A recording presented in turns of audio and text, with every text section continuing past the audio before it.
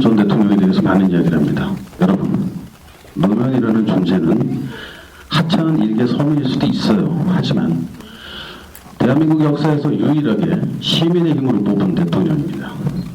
제가 좀 다른 표현으로 하면 전라도 사람들이 만든 경상도 대통령이에요. 대한민국 역사상 처음 했는 일입니다. 그래서 중요해요. 여러분들께서 권력을 좌우했던 유일한 경험이 노무현입니다. 그래서 여러분은 그 시절의 승리의 기억을 결코 잊으시면 안 돼요. 대한민국 5천년 역사에서 시민들의 힘으로 권력을 좌우했던 유일한 시기입니다. 그 승리의 기억을 반드시 여러분들의 유전자에 기억해 놓으셔야 설사 우리가 당대에 이 반역을 쟁취하지 못하더라도 다음 세대 우리 아이들은 승리자로 살 수 있을 것입니다. 솔직하게 말씀드리면 저 경상도 사람이에요. 경상도 상포 청송 사람입니다. 저희 아버님이 박정희와 싸워서 이기지 못했기 때문에 제가 박근혜의 노예처럼 지금 살고 있습니다. 그래서 저는 저희 아버님처럼 박근혜에게 고개 숙이면서 살고 싶지 않습니다.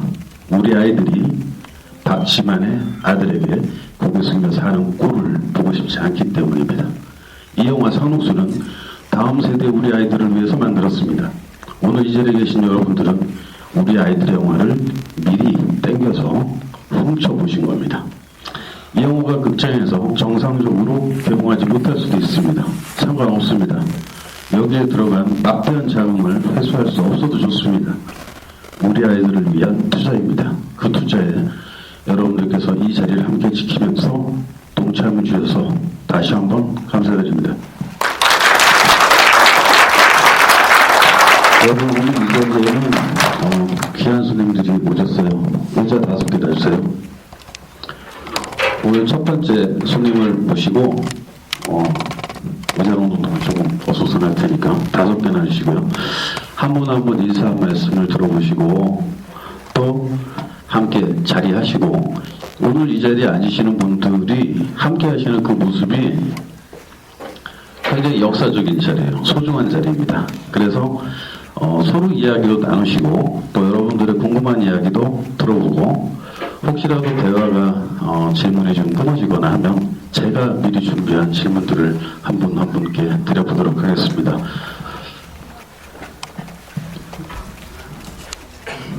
네, 저희가 어제 와서 미리 준비를 해놨어야 되는데 여러 가지 부족한 게 있습니다. 여기가 좀 멀더라고요. 여성을. 이미 그 광주에서 한번 이 성록수를 보시고 격려해 주신 분께서 오늘도 또 먼 길 걸음해 오셨습니다. 남원 순창에서 오셨으면 이렇게 멀지는 않으실 것 같네요. 여러분, 시민들의 권익과 시민들의 미래를 걱정하고 또 제가 듣기로는 우리 이분께서는 농민들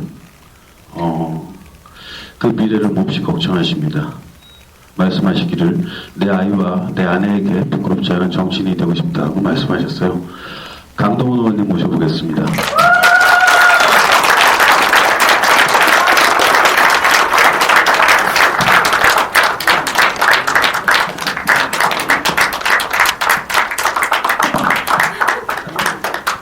네, 인사드리겠습니다. 강동원입니다.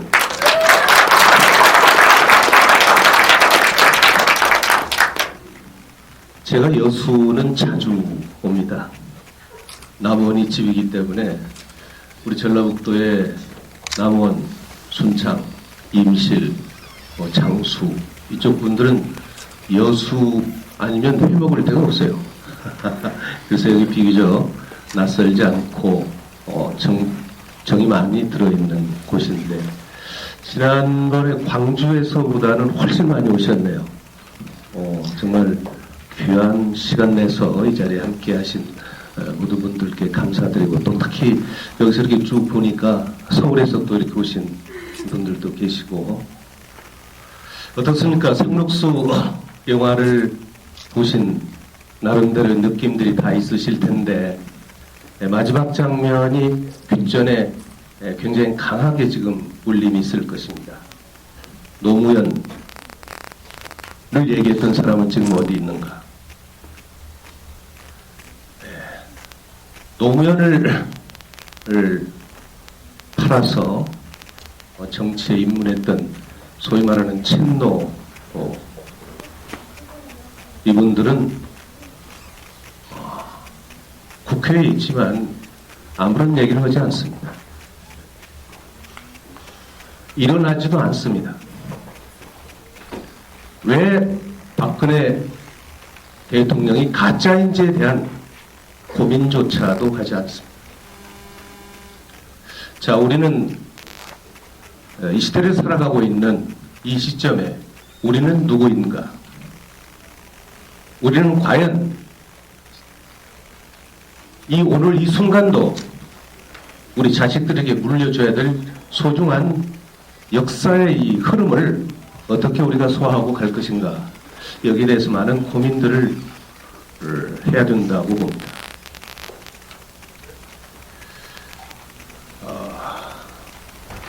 저는 이렇게 이 얘기를 풀어가겠습니다. 해방 이후에 우리 한국의 정치 지도자들의 그 행태를 보면 건국을 했던 초대 대통령부터 이 장면 윤보선 정부까지는 소위 말하는 독립운동을 하셨던 독립운동 세대였습니다.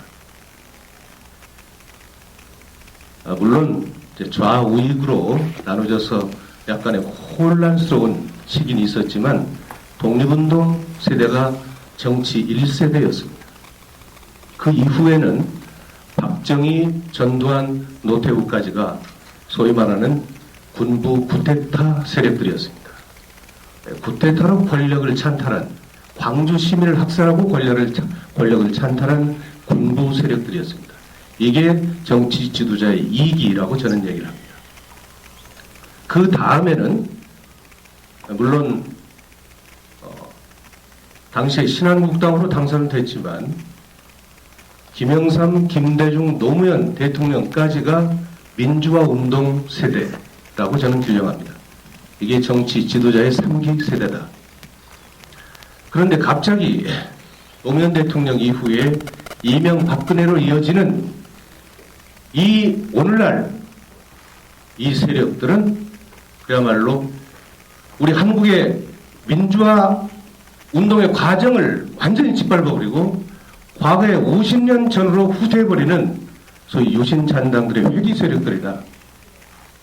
그래서 우리의 역사는 더 이상 진보하지 못하고 오히려 후퇴하는 이런 쓴맛을 지금 우리가 보고 있다. 자, 이런 상황에 처해 있는 것이 우리들이고 오늘날의 정치 상황이다. 저는 이렇게 규정을 합니다. 자, 그렇기 때문에 이명박 박근혜로 이어지는 이 지금 새누리당 정권, 이 사람들은 과연 어떤 생각을 가지고 정치에 임하고 있을까?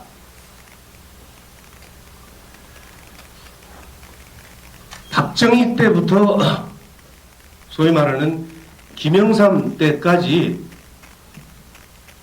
37년 6개월 동안을 영남에서 집권을 했습니다. 그러다가 김대중, 노무현 대통령으로 이어지는 10년간의 정권을 빼앗겨본 그들은 과거에 자기들이 누려왔던 그 권력의 단맛, 소중함 이런 것들에 대해서 전혀 자각을 하지 못했다가 10년을 뺏겨보니까 너무나 절절하게 이 권력이 중요하다는 것을 인식하게 된 것이죠. 그래서 온갖 수단과 방법을 가리지 않고 정권을 잡아야 되겠다.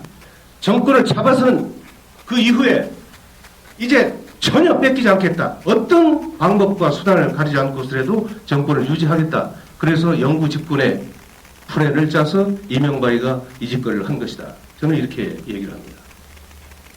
자, 그와 반면에 민주정부 10년이라고 우리가 평가하는 김대중 노무현 정부 시절에 과거에 민주화 운동을 했던 우리 민주화 세력들이 권력을 잡고 나서부터는 과거에 겪었던 그 고초와 고통 이런 것들은 다 잊어버리고 완전히 꿀맛에 단맛에 익숙해져 버린 그런 상황이 현재까지도 이어지고 있다. 그렇기 때문에 오늘날 정확히 얘기하면 새누리당이 야당 같고 새정치민주연합이 여당 같은 그런 지금 정치 지형이 국회에서 이루어지고 있다. 이렇게 생각을 하는 것입니다. 지금 보십시오. 이명박 정부가 들어서서 맨 처음에 국민적 저항에 부딪혔던 것이 쇠고기 파동이었습니다. 유모차를 끌고 우리 어머니들이 전국에서 중소 도시를 막론하고 대도시에서까지 전국에서 쇠고기 파동이 있었습니다. 촛불 시위를 했었습니다. 이때 이명박은 깜짝 놀래가지고 큰일 났구나. 자기가 서울시장 할 때 서울시 상수도 사업본부장을 했던 원세훈이를 행자부 장관 시켰다가 바로 국정원장으로 보내가지고 그때부터 영구집권의 프렌을 가동시킨 것이다. 이렇게 저는 유추하고 있습니다. 원세훈이가 국정원장으로 가고 난 직후부터 소위 말하면 매일매일 국정원에 지시를 내려서 민간인 사찰을 국무총리실에서부터 시키고 대포폰을 이용해서 청와대가 전부 짜고 이 민주세력들을 말하자면 사찰하고 그러면서 댓글부대 만들었지 않습니까? 사이버 사령부 만들고 이런 형태로 계속 운영을 하다가 결국은 헌법에서 공무원법에서 공직선거법에서 금지하고 있는 공무원의 중립 의무를 위반하고 국정원을 비롯한 경찰청, 보훈처 등등 모든 권력기관 7개 기관이 이 대선에 직접 개입하는 부정선거를 자행을 했던 것입니다.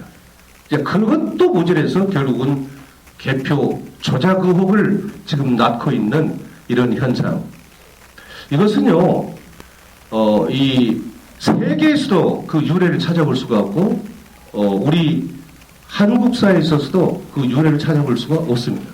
제일 악랄하게 부정선거를 했던 것이 이승만 정부였는데, 이승만 정부는 4.4 오입을 했다든지, 이런 것이잖아요. 삼선 개헌을 했다든지, 그 당시에 이 관권선거라고 해봐야, 면단위 면석이들이 돌아다니면서 몰표 집어넣고 투표함 바꿔치고 이런 것이 고작이었는데, 이제는 우리 국민이 아무리 투표를 잘했고 아무리 정상적인 개표를 했다 하더라도 그 개표 결과가 우리 국민에게 제대로 전달되지 않는 이런 상황들을 우리가 지금 눈앞에서 목도를 했던 것이 지난 18대 대통령 선거였다.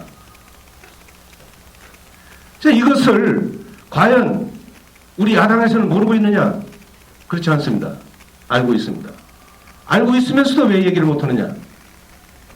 저도 그것을 모르겠어요. 그 이유를 모르겠어요. 기본적으로 이 사람들이 하는 대표적인 사유가 뭐냐? 대선 불복입니다.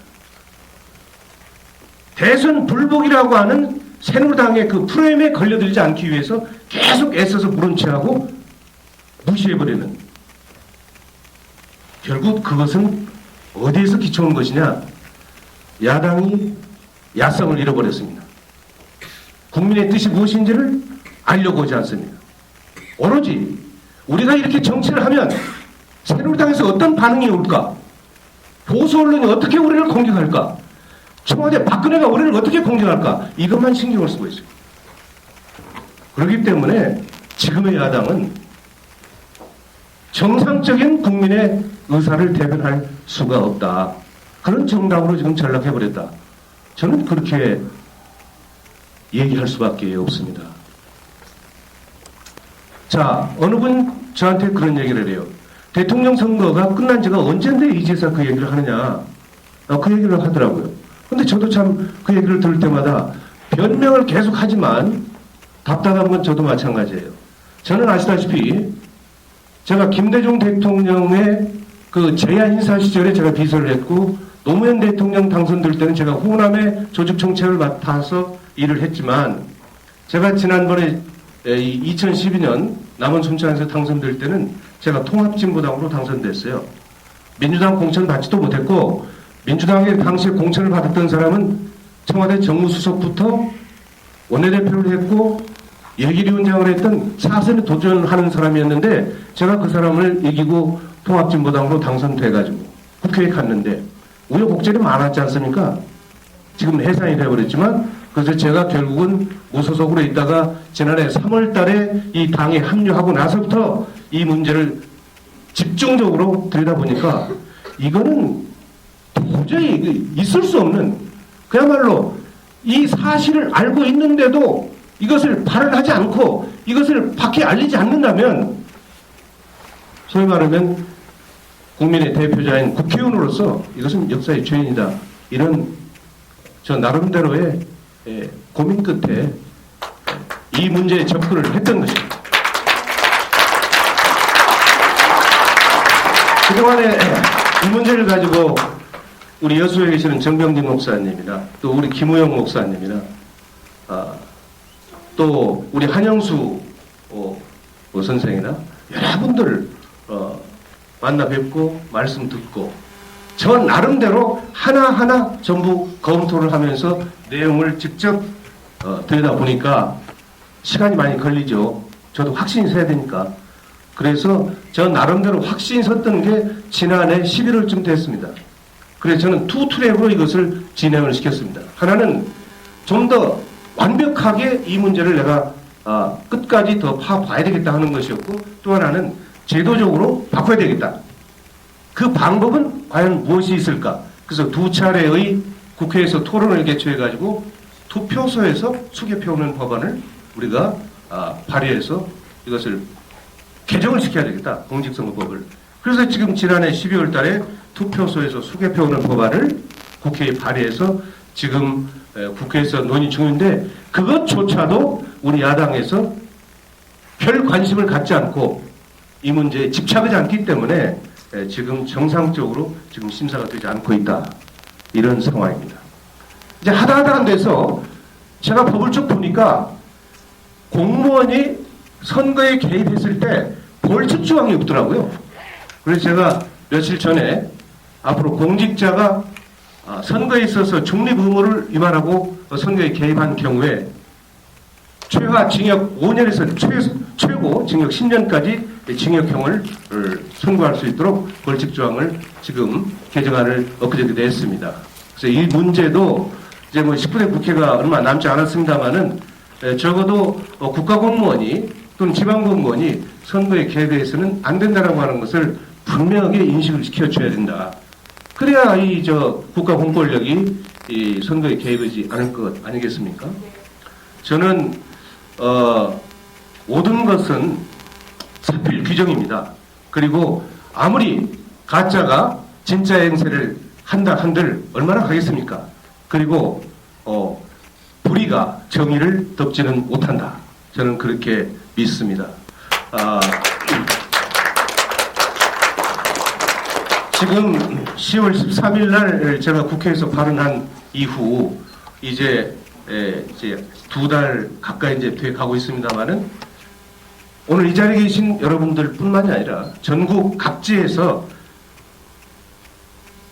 18대 대선에 대한 부정선거, 개표 조작 의혹에 대해서 많은 국민들이 지금 공론을 모아가고 있고, 여기에 하나 모아들어서 집중적으로 지금 이 의견들이 모아지는 단계라고 저는 보고 있습니다. 그래서 내년 4월 달에 20대 총선이 있고 또 2017년도에 대통령 선거가 있습니다만은 빠르면 그 전에 아니면 그 이후에라도 이 18대 대선에 대한 여러 가지 의혹들은 반드시 밝혀질 수밖에 없다. 그러기 위해서는 우리가 어떻게 해야 되느냐. 정말 이 땅에 다시는 이렇게 추악한 그리고 악랄한 부정선거와 개표 조작이 다시는 발붙이지 못하도록 우리가 뜻을 모으고 앞으로 투쟁해 나가야 된다.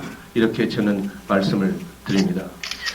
주어진 시간이 많지 않기 때문에 오늘은 제가 인사드리는 시간을 아주 짧게 이 정도로 말씀드리고 기회 있으면 또 말씀을 드리도록 하겠습니다. 아무튼 오늘 귀한 시간 내주셔서 감사하고요. 제가 인사드릴 수 있는 기회를 주신 우리 감독님께 너무 감사드립니다. 고맙습니다.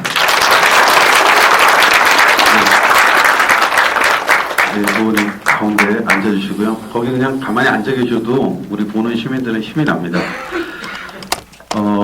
다음 다음에 제가 모실 분은요, 뭐 소개해드릴 내용들이 많아요. 소품도 있습니다, 오늘은. 여러분 혹시 그 강동원 의원님께서 대정부질의안을 하시는 그 동영상 보셨어요? 네. 유튜브에 있습니다. 그 간혹 사는 게 힘드시다고 느끼실 때 찾아서 한 번씩 보십시오. 각종 중년병 예방에 좋고요. 여자분들은 피부도 좋아집니다. 정치로 받은 스트레스를 모두 잊을 수가 있어요. 역사적으로 매우 가치가 있는 동영상이 될 것이라고 믿습니다. 여러분 그 개표부정이라고 하는 이야기 있잖아요. 여러 가지 개념을 정리해야 돼요. 조금 전에 강 의원님께서도 말씀하셨는데 공정선거에 불복하면 그건 옳지 못한 거죠. 그런데 부정선거에 승복하면 그건 범죄예요. 반역입니다. 그리고 선거를 통해서 선출되는 어떤 어떤 직책에 있는 사람도 부정선거에 대해서는 싸워야 돼요. 그런 의무가 있는 겁니다. 만약에 부정선거임을 알면서도 싸우지 않는 분이 있다면 국회에도 청와대에도 갈 자격이 없는 겁니다. 그러면 지금 한 300명 가까이 되는 대한민국 국회의원들 중에 국회나 청와대에 갈 자격이 있는 분은 몇 분이나 될까요? 여러분들이 다음 선거에 누구를 지지하고 누가 꼭 다시 나란 일을 하실 자격이 있는지 잘 생각해 보셔야 돼요. 여수에서도 많이 도와주셔야 됩니다. 뭐 제 속뜻은 이해하실 거라고 보고요. 오늘 영화가 나올 때까지 이런 모든 시민운동의 법률적, 논리적 당위성을 확보해 주신 분이 계십니다. 대한민국에는 영화만 있는 게 아니고요. 3권의 부정선거 백서가 나와 있어요. 그 중에 첫 번째 백서가 있습니다. 선거관리위원회에 노조위원장을 4년이나 하신 선거 전문가세요.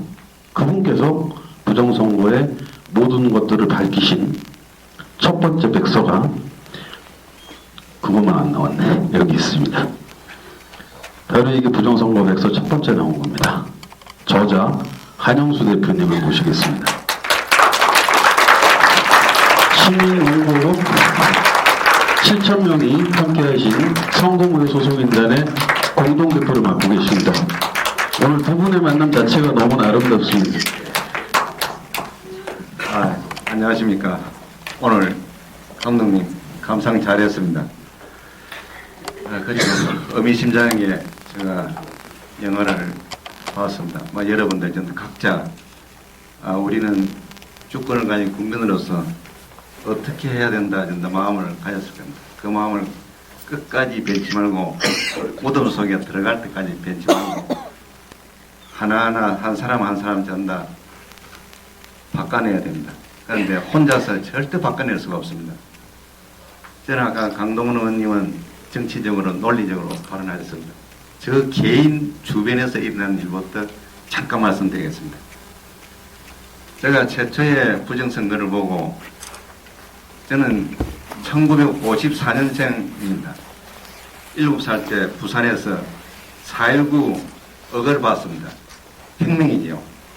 경찰서 옆에 주위에 살았기 때문에 경찰관들의 쏜 총으로 많은 사람들이 다쳤습니다. 죽고 그럴 때 봐서 굉장히 저 머리에 부정선거는 안 된다는 게 심어져가 있었습니다. 그래서 중앙선관위에 근무를 하게 됐는데 중앙선관위에서 부정선거를 합니다.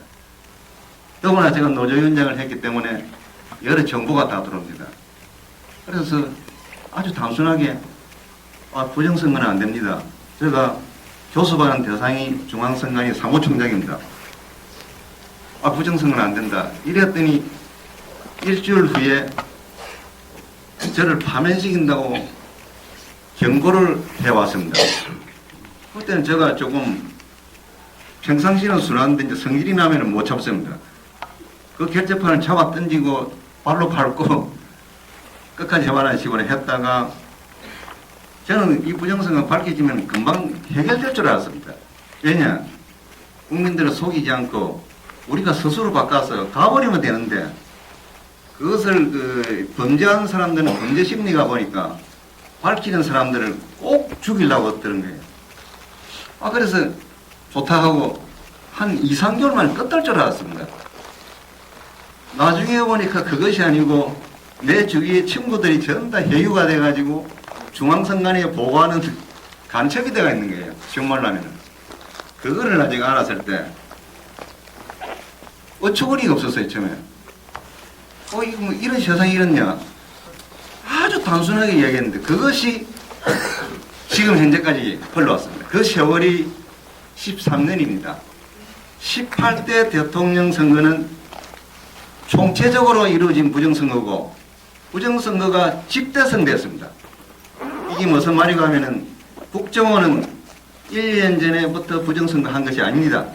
제가 노조위원장 할 적에도 국정원 직원들하고 많이 만나자고 전화가 옵니다. 만나보면은 선거운동을 많이 하고 있었어요. 그래가 경고를 줬지요. 그리고 제가 노조위원장을 하면서 힘이 좋은 노조위원장 같으면 한 국정하고 싸울 수가 있는데 도저히 힘의 영향을 하기 때문에 싸울 수가 없습니다. 노조도 해야 되지 국정원하고 싸우자니 과부적이었어요. 그래가 가만두었더니 18대는 진짜 아까 강 의원님께서 말씀하신 대로 역사상 최고의 부정선거를 저질렀습니다. 이 전 세계 적지서를 볼 적에도 이런 부정선거는 없었습니다. 악랄했습니다. 왜냐? 컴퓨터로 조작을 해버립니다. 아무도 찾을 수 없습니다. 그리고 즉시 찾지 않으면 안 되고 또 어떤 사건까지 있었냐? 투표지하고 전산으로 했기 때문에 전산 서버하고 그걸 확인하면서 대조를 해야 되는데 KT에 있는 서버를 전다 디도스 공격을 해야 되는데 없애버렸습니다. 그렇게 하면서 악랄하게 10몇 년을 해왔습니다. 저도 50대와 60대 초를 그 세월로 보냈습니다. 그런데 저 내에는 13년이라는 세월이 1년 3개월 같은 느낌이 들었습니다.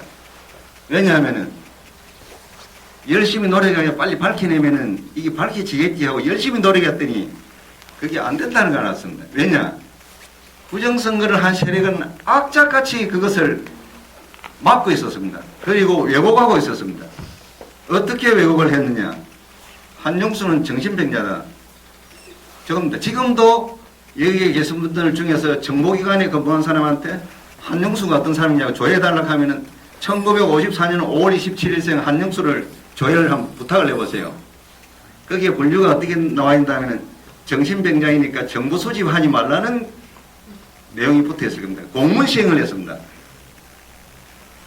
그리고 최근에는 기자들한테 정신 집착적 환자니까 그 사람한테 취재하지 마라.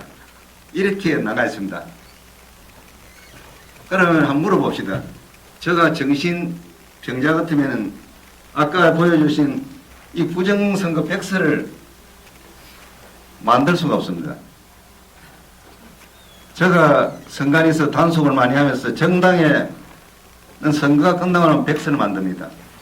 솔직히 말로 정당 백서는 강 의원도 계시지만은 카드라는 내용밖에 안 적어놨습니다. 증거를 붙이지 않고.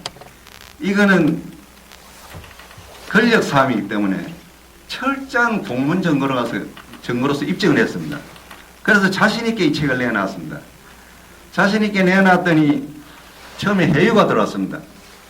감사원에 감사위원 하고 싶은 마음이 없냐? 잘랐습니다. 부정선거 소송을 걸었는데 무슨 소리냐?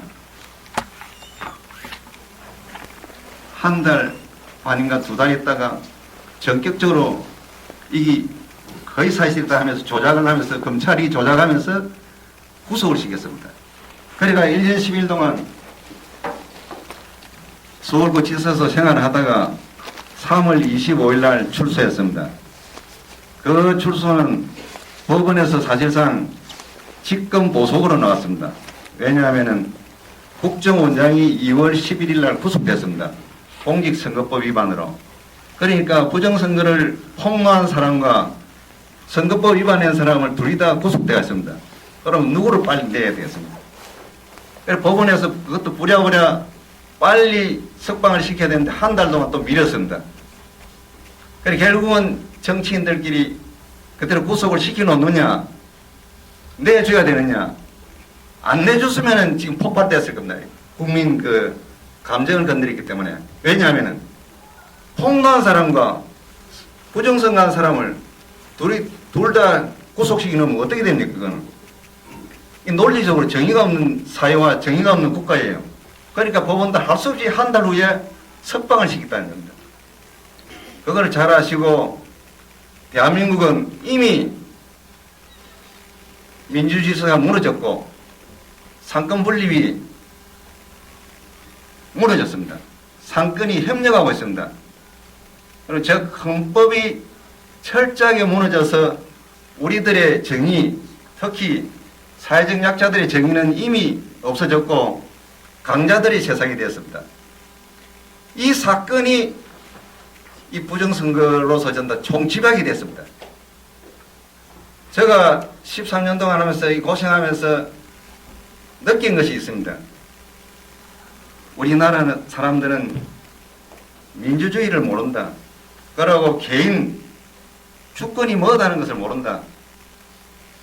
실제로 이 나라는 역사가 조작된 모양이다. 제가 이제 고생하고 나서 알았어요. 지금 여러분들 머릿속에 4.19 정신이 있습니까? 그리고 3.1운동 혁명정신이 있습니까? 있으면 오늘 제가 크게 속겠습니다.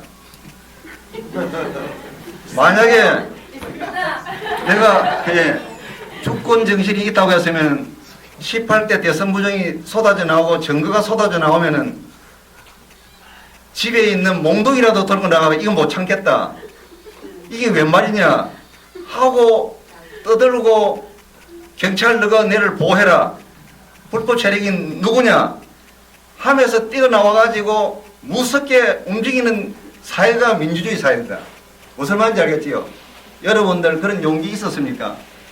제가 나와서 그랬기 때문에 저를 모든 사람들이 미친 사람이라 했습니다. 저 가족까지. 당신이 왜 이리 미쳤어요? 그렇게 했는데 왜냐하면 이런 과정을 거쳐가면서 대한민국이 대통령님 너무 길대요. 예, 좀 짧게 하겠습니다. 이런 과정을 겪어가면서 대한민국이 발전합니다. 이게 쉬운 말로 제가 이제 종합해 드릴게요. 이미 우리나라 민주주의가 어느 정도 형성되어 발전됐습니다. 그리고 민주주의가 이루어졌습니다. 그런데 민주주의를 이룬 그 세대가 냉정하게 보셔야 됩니다. 냉철하고 냉정하게 보셔야 되는데 그 세대가 부표와 부정으로 몰락됐습니다. 그 모양이 지금 현재 정치 행태입니다. 대선 부정 사건이 일어남으로써 새로운 민주 세력이 일어나서 그 사람들을 청소하고 밀어내고 새로운 민주 정부가 들어차라는 신호입니다. 대선 부정이. 그래 하시고 그렇게 판단하시고 행동하셔야 되고 과거에 그 민주 세력들을 보시고 그 정신이 없으면 냉철하게 돌아서면서 당신은 민주주의자가 아니야. 당신은 집에 가만히 있어. 하면서 누가 나와서 데모를 해야 되냐. 남자들은 정의감이 이제 좀 떨어집니다. 여성분들이 나오셔서 유모차를 끌고 나오고 노인 여성분도 나오셔가지고 이건 안 된다. 만약에 2,500만 여성 여러분들이 나와서 먼저 앞장서면은 박근혜는 살려달라고 광화문광장까지 신발 벗고 나와서 살려달라 할 거예요. 그 모습을 보셔야 된다는 거예요. 이상입니다. 대표님 이쪽으로 대표님 들어가지 마시고요. 한영수 대표님 이쪽으로 앉으시고요. 그래서 자꾸 국정원에서 그런 얘기 하는 거예요. 그렇게 아니시고. 저 한영수 대표님이 정신병자가 아니라는 거는 대한민국 사법부가 검증을 해줬어요. 정신병자는 병원에 가서 치료받습니다. 교도소 안 가요. 멀쩡하니까 교도소 보내지. 저는 우리 한 대표님께서 감옥에 들어갔다 나왔다만 기억하고 있는데 얼마나 계신지 기억이 없어요. 요즘 자꾸 감옥에 가는 분들이 너무 많아서. 원래 저희가 그 상록수 시사회에는 항상 저 앞에 이남정 열사의 빈자리와 그리고 감옥에 있는 사우라비 김창원의 빈자리를 준비해 둡니다. 근데 오늘은 준비를 못한 이유가 지난 11월 14일 날 또다시 많은 시민들이 연행이 됐습니다. 이유도 없이 경찰들의 위증에 의해서 양팔이 잡혀서 연행된 간 사람이 경찰을 뭐 폭행을 했느니 때렸느니 그런 거짓말들을 하면서 동원된 경찰들의 위증에 의해서 지금 또 구속되어 있죠. 또 백남기 선생님께서는 사경을 해놓고 계십니다. 사실상 사망에 가까운 상태인데요. 많은 분들이 공정한 법 집행이 아닌 상태에서 희생되고 있어요. 시민들을 자꾸 범죄자로 만들고 있습니다. 안타깝지만 제가 또 말씀 작품 너무 길어지니까 오늘 팔아야 될 책이 너무 많아요. 두 번째 책 소개해드리겠습니다. 한윤수 대표님은 서울에서 오셨고요. 다음 소개해드릴 분은 목사님이세요. 서해중앙교회 침몰하는 대한민국 구호라고 하는 두 번째 베스트를 내셨는데 개정판을 또 내셨어요. 도둑맞은 주권이라고. 여러분들 입구에서 보시죠. 개정판을 내셨습니다. 굉장히 의미가 있어요. 한 권의 폭로성 서적이 아니라 계속 개정되고 논리적으로 보강되고 있는 책입니다. 김우영 목사님 말씀 듣겠습니다. 여러분 감사합니다. 네, 충무공의 정신이 살아있는 뉴스 아주 시민들 이렇게 뜨겁게 관람해 주시고 참석해 주시고 대단히 감사합니다. 앞으로 이것을 통하여 대한민국이 바뀔 줄 믿습니다. 저는 사실 우리 강동원 의원님께서 이렇게 국회에서 이 사실을 터뜨려 주셔서 얼마나 감사한지 모르겠습니다. 근데 문제는 뭐냐? 내가 돌아보면은 문재인은 가만히 있는데 그 사람 괜히 그랬다 그래. 자, 문재인 씨 내가 참 목사로서 이런 말 해서 안 되지만 참 정치인으로서 비겁한 자죠. 비겁하죠. 그래서 안 되죠. 양심이 있으면 그렇게 해서는 안 될 줄 믿습니다. 제가 이 책을 왜 만들게 되는 간단하게 하고 전 들어가겠습니다. 제가 사실 우리 한영수 선생님 만나갖고 이 부정선거에 대해서 알게 되었습니다. 그래서 제가 전국 개표 상황표를 제가 청구한 건 아닌데 다른 분이 청구해서 저한테 줬어요. 전국 개표 상황표 80만 원 주고 전국 개표 상황표를 청구하니까 중앙선관위에서 그 자료를 내줬어요. 왜 내줬는지 가만히 생각해보니 그걸 누가 보겠나? 왜? 원체 방대하니까. 그러고 또 2013년 3월 11일 날 중앙선관위가 언론사에서 공표를 했어요. 개표 진행 상황표를 공표를 했어요. 각 선거구마다 시간하고 투표수, 득표수하고 다 공개를 했어요.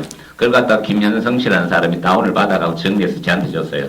저는 시골 목사니까, 시골 목사 좋은 점이 많아요. 시간이 있으니까. 그래서 집에 앉아갖고 무식하게 하나하나 들여다봤어요. 들여다보니까 이게 선거가 아니에요. 완전히 개판이 개판. 예. 투표함 열기도 열기 개표에서 나가기 태반이요. 투표함도 열기도 나가버렸어. 그 확실한 증거를 갖고 있으니까 내가 뭐 책을 내도 저런데 내한테 아무 소리 안 해요. 예. 투표함 열기 전에. 심지어 투표함 오기도 전에 투표함이 아직 저 투표장이 있는데 개표 상황표가 돌아가고 있어요. 그건 뭐냐? 다른 프로그램이 돌아가고 있다는 거죠. 그 위원장 공보 전에 그 개표 방송이 나가요. 그거는 뭐 텔레비를 봐도 몰라. 이게 비교 분석하지 않으면 몰라요. 예. 심지어 우리 서산 태안에는 개표기가 이제 세대 시골이니까 태안은 시골이니까 고장이 나서 그때 고장이 났는데도 불구하고 개표 상황표를 열심히 방송되고 있어요. 그 고장이 나가고 지금 처음부터 스톱이 된 상황에도 불구하고 또 제가 개표장에 들어가 보니까 보통 야식 시간이 있어요. 야식 시간 한 2번 있어요. 한 30분씩 야식 시간 다 나가요. 아무도 없어요. 야식 시간에는. 그래도 열심히 개표 상황표 돌아가고 있어요. 한 번도 야식 시간에 뭐 개표 상황표가 시간이 뭐 이렇게 갭이 그런 게 전혀 없어요. 다른 프로그램에 돌아가 있다. 엄청난 범죄죠. 이걸 보고 내가 이거 도대체 252개 선관위 사무국장하고 요 핵심 멤버가 누구냐니까 사무국장하고 그 PC 담당하는 담당자예요. 요것들이 얼마나 뭉쳤으면은 갈 사람은 당장 죽으니까 얼마나 뭉쳤으면은 252개 선관위 중에 한 사람도 양심 고백하는 사람은 해볼만 하다. 그래서 속으로 이렇게 엄청난 조작을 해서 지금 이 나라에 이게 지금 참 세월호 생기는 바람이 처음에는 야권에서 많이 우리 시민단체에서 많이 했어요. 그런데 세월호 참사가 터지면서 완전히 전부 다 물 바닷속으로 빠져버렸어요. 말을 꺼낼 수가 없더라니까요. 세월호 참사하고 개표 조작하고 밀접한 관계가 있는 줄 믿습니다. 이 사건이 결국은 덮어버리더라니까요. 그럼에도 불구하고 우리는 계속해서 자료를 분석하고 중앙선관위 내란제로부터 시작해서 제가 136개 선관위를 고발했습니다. 김현성 씨하고 쫓아다니면서 여수도 고발했습니다. 광주도 고발하고 다 고발했습니다. 예. 다 고발했는데 저놈들이 다 각하시켜버려. 내만 보면 각하라 그래, 각하. 각하되기 싫은데 내만 보면 각하해요. 그래서 이거 되겠다 싶어서 내가 사실 뭐 나 책 만들고 싶다는 그런 생각이 전혀 없었어요. 이거는 이게 사법부가 다 장악이 돼서 안 되겠구나. 그래서 법으로 안 되니까 어떻게 책으로 만들어서 좀 이렇게 시민들에게 알게 해야 되겠다. 그래서 책을 만들었는데 팔리지를 않아도 이게 또 이게 뭐가 문제가 싶어가 버리니까 어렵대. 어떻게 하면 쉽게 만드나 하니까 여러 번째라고 요즘 이번에 제가 오기 전에 책을 또 1000권 찍었습니다. 다시 또 교정을 해갖고 이번에 우리 강동원 목사님한테 맨 먼저 갖다 드리겠습니다. 지난번에도 사실 제가 목사지만은 국회의원도 존경하지 않습니다. 유일하게 강동원 의원만 존경합니다만은 앞으로 대통령으로 만들어야 대한민국 살것 같습니다. 대단한 겁니다. 사실은 뭐 정치 생명 그렇지만 앞으로 이거 진짜 이거 나라 살리는 이게 핵심입니다. 핵심 키를 지금 붙잡고 있는데 시민들만 밀어주면은 반드시 밝혀질 줄 믿습니다. 네, 도둑맞은 주권 많이 관심 가져주시기 바랍니다. 네, 목사님 정말 너무 감사드리고요. 설교 시간에 마이크를 많이 쓰시니까 이걸 하실 줄 아세요. 너무 익숙해지셨어요. 여러분 개표 조작, 개표 부정 그러면 솔직히 좀 황당하시죠? 저도 황당해요. 그런 일이 있을 수 있을까? 기가 막힙니다. 이 개표 조작이라는 걸 들여다보고 개표가 조작됐나 보다라고 생각하면요. 세상에 믿을 게 아무것도 없어요. 그게 무서워서 에이 설마 자꾸 그렇게 생각하게 돼요. 억지로 진실을 만들어내요. 거짓의 삶이 되는 거죠. 제가 개표 부정이라고 하는 말이 너무 엄청난 사건이라 그냥 부정할 수 없는 증거를 몇 가지 말씀드릴게요. 어느 날 주민등록증 2장이 있는 사람을 발견했어요. 똑같아요. 주민등록장에 사진도 붙어 있어요. 생년월일도 있고 주소도 있어요. 근데 좀 달라. 어떤 분은 여소로 224번지, 어떤 분은 여소로 124번지. 사진도 다 달라. 근데 그 한 사람이 2장의 주민등록증을 가지고 있다. 하나는 잘못된 거죠. 속초시에도 부재자 투표 개표 상황표는 한 장이라 해야 돼요. 여러분 아까 화면에 보셨습니다. 속초시 부재자 투표 개표 상황표가 2장이에요. 개표 시각, 개표 종료 시각, 투표수, 문재인 몇 표, 박근혜 몇 표, 개표 참관인 도장, 검열위원 도장 다 찍혀 있어요. 그게 어떻게 2장이 됩니까? 속초시에는 한 장밖에 없는데. 그리고 252개 선관위 중에 김 목사님께서 조사하신 게 136개예요. 반이 넘습니다. 절반 이상을 조사했어요. 그 중에 5% 이상의 미분류표가 나온 게 119표, 87.5%. 말이 안 되잖아요. 그런 높은 미분류율이 나왔어요. 5% 이상이면 전자개표기를 현장에서 수거하고 손으로 수개표해야 됩니다. 근데 안 했어요. 무주 딱 한 군데 빼고는 한 군데도 안 했어요. 한영수 대표님의 요지는 전자개표기를 쓰지 말아야 되는데 썼다, 불법이다라고 하는 게 요지예요. 근데 이렇게 생각할 수 있잖아요. 시민 입장에서는 법은 그래도 그냥 바쁜데 쓸 수도 있는 거지 이렇게 생각할 수 있어요. 문제가 안 생겼다면. 법에 금지된 전자개표기를 썼는데 미분류율이 공직선거법에 따라서 5% 미만이어야 되는데 5% 이상이 나온 것들을 수거하지도 않고 수개표도 하지도 않고 막 돌렸어요. 가장 많이 나온 게 87.5%예요. 그리고 정체불명의 투표가 한 장이 더 나와요. 70%입니다. 조사하신 136개 중에 7%가 아니라 70%예요. 어마어마한 겁니다. 이거 눈앞에 있는 거예요. 이걸 생각하고 추리하고 이게 아니에요. 선관위 문서 개표 상황표와 1분간 데이터 그리고 투표록 정도를 대조하면 거기 시간이 써 있어요. 이 자리에서 어떻게 투표함 뚜껑도 열기 전에 개표 방송이 먼저 나왔다라는 얘기를 어떻게 합니까? 그 무서운 말을. 그렇게 돼 있으니까 그렇게 얘기를 하는 거예요. 이 개표 부정에 대한 증거들은 영원히 없어지지 않습니다. 숫자로 돼 있어요. 시간으로 돼 있습니다. 투표록에 써 있어요. 투표함이 아직 투표소에 있다고. 몇 시간, 1시간 이상 걸리는 개표장에 가지도 않았고 투표소에 있어요. 근데 텔레비에서 방송이 나와요. 문재인 대표 박근혜 외포래요. 물리적인 시간이 말이 안 되잖아요. 이게 개표 조작입니다. 누구도 믿고 싶어 하지 않지만 누구도 믿지 않을 수 없는 게 이 개표 부정입니다.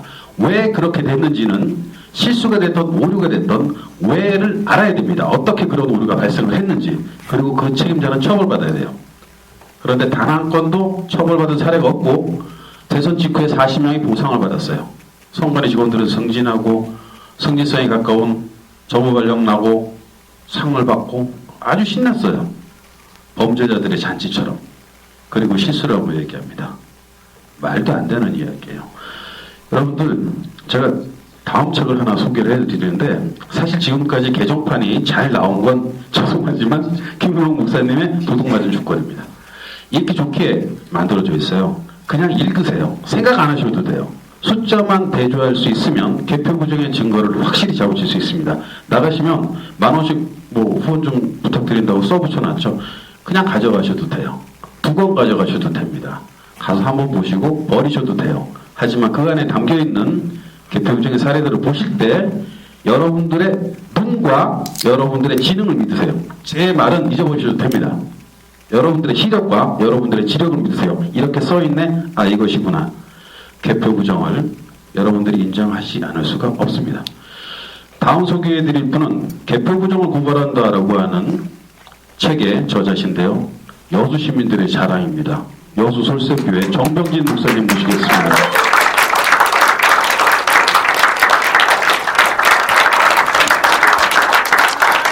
드디어 백서 저자 세 분과 강동원 의원님이 한자리 하셨습니다. 정말 아름다운 그림입니다. 감사합니다. 정 목사님. 고맙습니다. 네, 고맙습니다. 반갑습니다. 정말 우리가 여기까지 왔네요. 처음 시작할 때 정말 미쳤다 이런 소리를 많이 들었던 저희들인데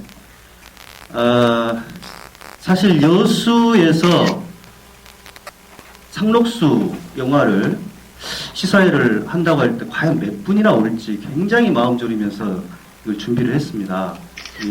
이상원 YMC 총장님과 더불어서 굉장히 그 마음을 많이 졸였는데 이렇게 그냥 자리가 없어가지고 이렇게 복도에 앉아서 영화를 보게 될 줄은 상상을 못했습니다. 여기 참석하신 여러분들이 정말 민주 시민입니다. 감사합니다. 이 대선 부정선거와 우리 여수는 굉장히 인연이 깊습니다. 3.15 부정선거 때 민주당 간부 여수시당의 간부 한 명이 정치 깡패들한테 두드러 맞아서 살해당한 사건이 있었습니다. 그 사건이 그다지 여수 시민들한테 잘 알려지질 않았더라고요. 자료를 찾아보니까 그렇더라고요. 3.15 부정선거 그게 전조였습니다. 그리고 18대 대선 부정선거 이후에 선거 끝나고 공영방송에서 최초로 18대 대선의 개표에 상당히 문제가 있었다라고 하는 것을 다룬 방송이 여수 MBC입니다. 아마 그 영상을 보신 분들도 있을 거예요. 유튜브에 올라가 있으니까 한번 찾아보시기 바랍니다. 지역 방송에 있지만 용기 있게 지금 JTBC 앵커를 하고 있죠. 한윤지 기자가 그걸 다뤘습니다. 제가 제보를 했는데 유심히 듣더니 만나자 해가지고 그 개표 상황표를 다 보여줬더니 취재해서 보도했습니다. 이런 사람들이 기자 아닙니까? 그리고 얼마 전에 9월 달에 뉴스타파가 드디어 이걸 보도를 했고요. 소프트하게 보도했죠. 상당히 만족스럽지 않습니다만은 그래도 뉴스타파가 보도함으로써 많은 시민들이 개표에 정말 문제가 있었구나 우리는 또 알게 됐는데 결정타는 우리 강동원 의원님께서 국회에서 대정부 지질 때 홈런을 치신 것 같습니다. 너무 통쾌했고요.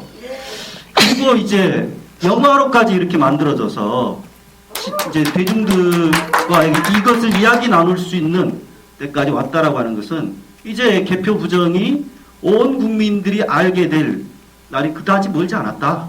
저는 그렇게 봅니다. 그러면서 희망을 가지면서 제 인사말을 마치겠습니다. 네, 정말 감사드리고요. 오늘 글이 너무 좋습니다. 그냥 이렇게 앉아 계시는 모습만 봐도 대한민국의 진실을 증거하는 국회의원과 목회자의 진정한 모습입니다. 여러분들 요즘 뭐 개독 그러면서 기독교인들 많이 욕하고 그러죠. 그러시면 안 됩니다. 지금 두 분 김우영 목사님하고 전명진 목사님은 그 18대 부정대선의 전모를 밝혀내겠다라고 하는 목회자 모임을 갖고 계신데 그 숫자가 굉장히 많아요. 몇 분이시죠? 네, 맞습니다. 제가 알기로는 140 몇 분인가 141분인가 그렇더라고요. 못 드러나시네. 190분. 여러분 잘 아시는 정의구현 사재단보다 더 맹렬하게 활동하시는 거예요. 이름만 남은 아까 강 의원님 말씀하신 과거 세대의 민주화의 상징인 정의구현 사재단의 활동을 이미 넘어섰어요. 그 개신교 목사님들이. 그래서 개독이란 말은 조금 참으셨다가 또는 여기 계신 분들이 이 두 분의 목사님께서 용감하게 정의를 또 구현하고 계시고 강동원 의원님께서 참 저 못난 국회를 위해서 또 혈을 단신 저렇게 싸우고 계십니다. 힘 주시고 미래에 대한 희망을 가질 수 있을 것 같아요. 오늘 너무 참 이렇게 앉아 계신 모습들도 감격적이고 자리를 채워주신 여러분들의 모습도 저한테는 더없이 눈물 나는 대목이었습니다. 여기 한 분 한 분이 앉아 계신 이 자리가 굉장히 의미가 깊어요. 사실 여수 YMCA, 여수 민예총, 여수 솔샘교회, 여수 시민사회단 지원대회 이렇게 단체들께서 초청해서 대관이나 이런 비용들까지 지불해 가시면서 초청 시사회를 해주신 건 이번이 처음입니다. 저희 제작사에서 그동안 5회차에 거친 시사를 제작사 비용으로 하면서 많이 힘들었습니다. 정말 힘들었어요. 그런데 드디어 여수에서 완성된 모습의 시사회를 보게 됐습니다. 이 소식은 지금 아프리카 TV로 생방송되고 있어요. SNS를 통해서 여수 시민들께서 새롭게 정의를 세워가시는 이 현장을 확인했을 겁니다.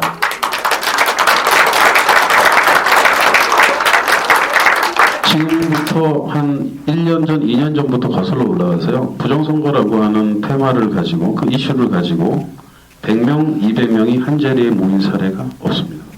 상록수 1차 시사회 대한극장 매진이었어요. 그리고 지금 여수에서 만석을 이뤘습니다. 매우 상징적인 자리입니다. 함께해 주신 여러분들께 다시 한번 감사의 말씀드리고요. 그리고 이제 우리 극중의 주인공 김나라 양을 모셔보겠습니다. 저도 영화적이고 영화감독이라 제 배우들한테는 그 미래가 좀 잘 열렸으면 좋겠어요. 근데 우리 배우를 볼 때마다 좀 안타깝습니다. 첫 작품이 은퇴작이 될 수 있어요. 당분간 박근혜 체제 밑에서는 활동이 조금 어렵겠지만 미래를 기약하면서 김나라 양의 이야기 들어보도록 하겠습니다.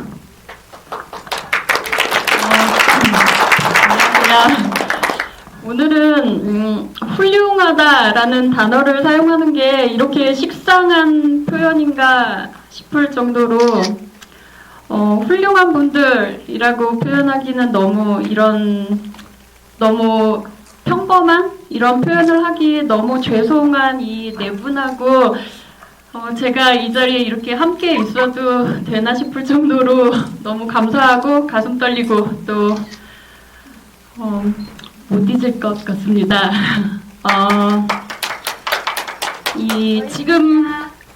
맞습니다.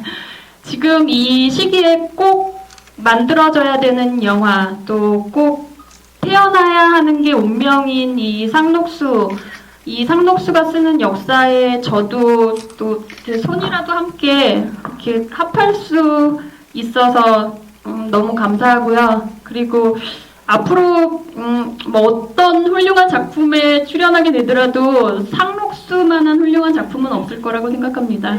고맙습니다. 그리고 아까 통로에 앉아서 관람하신 분들도 뒤에 서서 관람하신 분들 너무 죄송합니다. 고맙습니다. 네, 정말 그림이 점점 좋아지네요. 여러분 혹시 궁금하신 게 있으실 수 있을 것 같아요. 감독님 저한테 또는 배우 그리고 김영 목사님, 한영수 대표님, 강동원 의원님, 정병진 목사님 어느 분께도 좋습니다. 질문과 공유하고 싶은 말씀 그리고 용기 내시라고 응원의 말씀도 좋고요. 아무 내용이라도 여러분들께 시간을 드리도록 하겠습니다. 네, 제가 저기 또 우리 출연자 한 분이 계신데 여수 시민도 아니시면서 광주 시민이세요. 네, 이주영 기자님. 네, 오늘 그 여수 시사에 와서 깜짝 놀랐습니다. 안석이뿐만 아니라 저도 뒤에서 봤는데요. 여수 시민들께 감사 말씀드리고요. 우선 강동원 의원님께 고마운 말씀을 드리겠습니다. 의원님 말한 대로 저작거리의 노래도 사초에 실리면 역사가 된다고 했죠. 그리고 야사도 실록에 실리면 정사가 된다고 합니다. 그런데 우리 시대의 사초와 실록은 국회 속기록이 대변하죠. 어떤 형태로든 국회 속기록에 남아있기 때문에 역사 속에서 반드시 재조명도 심판을 받을 것이기 때문에 다시 한번 강동원 의원께 감사의 말씀을 드리겠습니다. 저 개인적으로도 개표 제작과 관련해서 많은 부분을 들었고 또 이렇게 같이 활동을 했었는데요. 가장 중요한 것은 강동원 의원께서 말씀하신 것처럼 민주주의를 염원했던 민주화운동했던 분들뿐만 아니라 민주주의를 염원했던 시민들마저 국민의 정부, 민주정부 10년 동안 우리가 너무 민주주의에 대해서 소홀하지 않았나 이런 반성을 해야 될 시기가 되었다라고 생각을 하고요.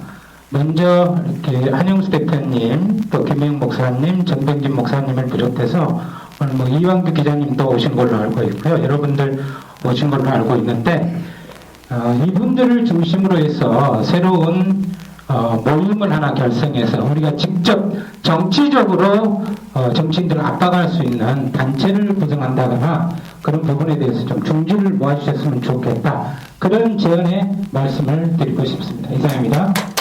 네, 감사합니다. 여러분들 요즘 대학생들이 힘이 많이 빠졌죠. 정치에 관심을 갖지 않아서 그래요. 아이고 난 정치 싫어 이런 얘기 많이 합니다. 방송인 누구도 최근에 그런 얘기를 했는데 대한민국은 민주공화국이죠. 주권이 국민으로부터 나옵니다. 여러분들은 정치를 해야 될 책임이 있어요. 주인이 주인 노릇 안 하면 머슴들이 난리를 치는 거죠. 대한민국 모든 국민들은 정치를 해야 될 책임이 있습니다. 국회의원들은 앞에서 일하는 분들이고 그 뒤에는 국민이 있습니다. 만약에 행정가들, 대통령, 중앙선관위, 국회의원들이 잘못하고 있다면 그래서 가짜 대통령을 뽑아낸다면 그것도 악마의 트리플 크라운이라고 하는 친일 반역자의 딸, 군사독재자의 딸, 부정대선을 저지른 박근혜에게 대한민국의 미래를 맡긴다는 건 결코 있을 수 없는 일입니다. 이런 일이 벌어졌을 때는 대한민국의 마지막 주권을 행사하는 여러분들이 직접 통치행위를 하셔야 돼요. 우리가 14일 날 나간 건 거리에 서서 반역도당에게 너희들은 이제 그만 감옥으로 가라 라고 하는 주권자의 목소리를 내기 위해서 나간 겁니다. 내일 모레 12월 5일 날 또다시 서울에는 전국 곳곳에서 민주시민들이 나와서 내가 대한민국의 통치자다 라고 하는 말씀을 직접 하십니다. 이건 폭력 시위도 아니고 난동질도 아닙니다. 최후의 주권자가 행사하는 통치행위입니다. 여러분들 이 점을 반드시 명심해 주시기 바라고요. 여러분들께서 개표 부정의 확증을 잡아도 어떻게 해야 될까? 언제까지 싸워야 될까? 고민이 있을 수 있습니다.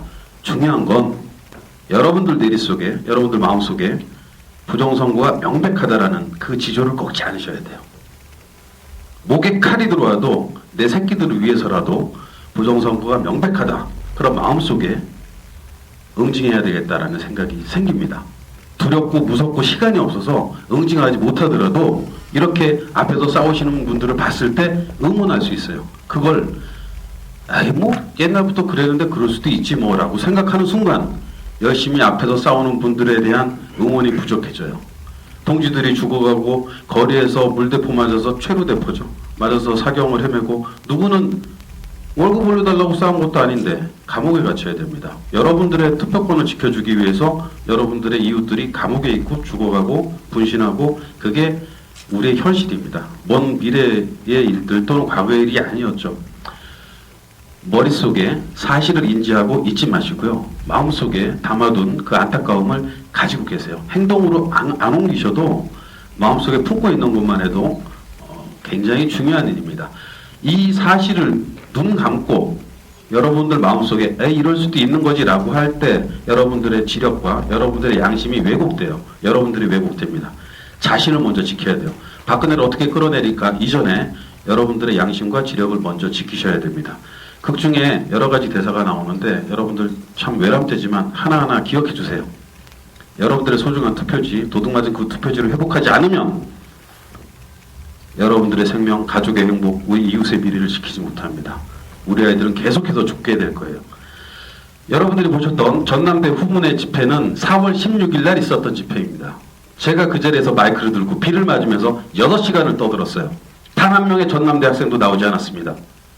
단 한 명의 세월호 아이들도 살아서 나오지 못했죠.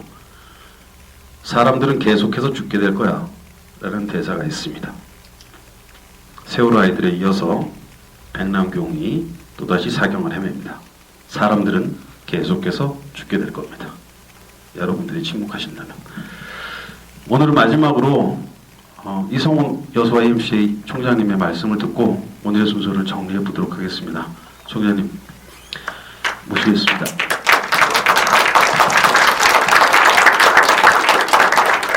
네, 오늘 이 자리를 위해서 정말 열심히 노력해 주셨습니다. 다시 한번 감사의 말씀 드립니다. 저는 책도 내지 않았고 국회의원도 아니고 더더군다나 영화배우도 아닙니다. 근데 왜 불렀는지 모르시겠습니다. 아마 여수 시민들이 이렇게 많이 오셨는데 시민들 대신해서 인사를 하라고 하는 뜻인 것 같습니다. 앞에 말씀이 있었습니다마는 우리 여수가 그렇잖아요. 외지에서 손님이 오시면은 한 며칠 전부터 어떻게 모셔야 될지 고민하잖아요. 점심은 뭘 대접하고 저녁은 뭘 대접하고 잠은 어디 가서 주무셔야 되고 다 갈 때까지 아주 노심초사하는 것이 우리 여수 인심입니다. 마찬가지로 우리 여수를 오신다는데 정말 썰렁한 분위기에서 몇 분 앉아 계시면 어쩔까 하는 생각에 우리 정병진 목사님하고 예를 많이 태우고 덕분에 꽤나 귀찮은 문자 이런 밴드를 많이 보셨죠. 저 시민단체 식구들은 저한테 좀 닭달도 좀 당하고 그랬습니다. 그러다 보니까 이렇게 수가 넘쳐서 본의 아니게 바닥에 앉아서 보시기도 하고 그랬는데 하여튼 다행이라고 생각합니다. 이 분들의 그 영화를 만드신 그 뜻, 생각, 힘 이런 것들이 우리 여수 시민들에게 고스란히 전해졌으면 좋겠습니다. 그래서 이 암울한 시대가 거치고 정말 새롭게 그래 긴 암울한 터널 참고 지나오길 잘했어. 이제 세상이 밝네 하는 그런 날이 올 때까지 우리가 열심히 함께 했으면 좋겠습니다. 좋은 영화 만들어주신 분들께 감사드립니다.